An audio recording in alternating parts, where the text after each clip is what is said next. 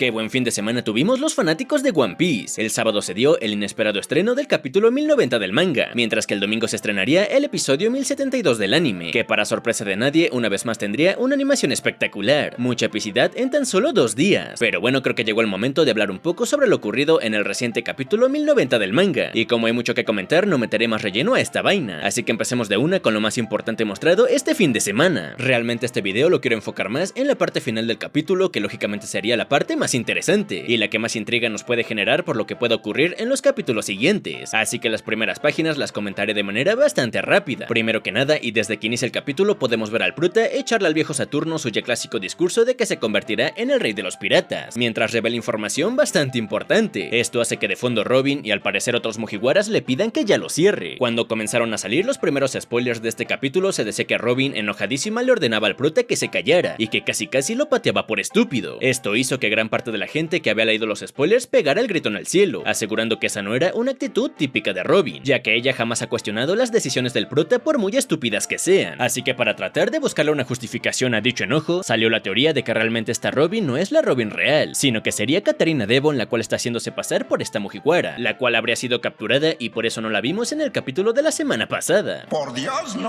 Bueno, cuando el capítulo salió y vimos que el enojo realmente no era para tanto como los spoilers decían, se comenzó a comentar entonces que Katarina sí que estaba infiltrada, pero no sería Robin, sino que estaría haciéndose pasar por la mismísima Jaguar Bonnie, y por eso mismo la veíamos tan calmada la semana pasada, a pesar de haber visto el trágico pasado de su padre, y que también por eso en este capítulo le veríamos diálogos algo curiosos, como este de acá donde chulea al cocinero, un diálogo que según muchos no tiene sentido, ya que la actitud de Bonnie es ruda y dominante, en lugar de ser amable y buen pedo como en este capítulo, lo que significaría que esta mujer realmente no es Bonnie, sino que es una impostora haciéndose pasar por ella, mostrando una personalidad que supuestamente no cuadra mucho con lo que hemos visto del personaje. Sinceramente estas teorías no me terminan de gustar del todo. Primero que nada, este recurso de tener un infiltrado dentro del laboratorio es un recurso que Oda acaba de utilizar con todo el tema de York, y los aburridísimos capítulos que nos tuvimos que aventar tratando de averiguar cuál de los Vegapunks era el traidor. Por otro lado, se supone que nadie es capaz de atravesar el domo de la isla, a excepción claro de ciertos casos muy específicos como el caso de Kizaru, que su fruta al ser de luz le permite atravesar el domo que funciona a base de rayos láseres, por lo que por muy buenos que sean estos dos en el tema de infiltración, no veo cómo serían capaces de atravesar un domo que ni siquiera un emperador y sus comandantes son capaces de atravesar. Supongo que se puede intentar justificar esto con que no sabemos nada sobre la fruta de la Fid, y quizá con esta fueron capaces de infiltrarse en la isla. Sin embargo, de momento me quedo con la idea de que estos dos personajes todavía no entran en acción, y que ninguno de los aliados dentro del laboratorio es Katarina. Otro detalle interesante mostrado en este capítulo sería la traición del gatote. Qué decepción se debió llevar toda esa parte del fandom que de verdad esperaba que el tipo este sería un aliado de los protas, o peor aún los que de verdad tenían esperanzas de que el gatote fuera un futuro Mugiwara. ¡Ay, pero qué idiota!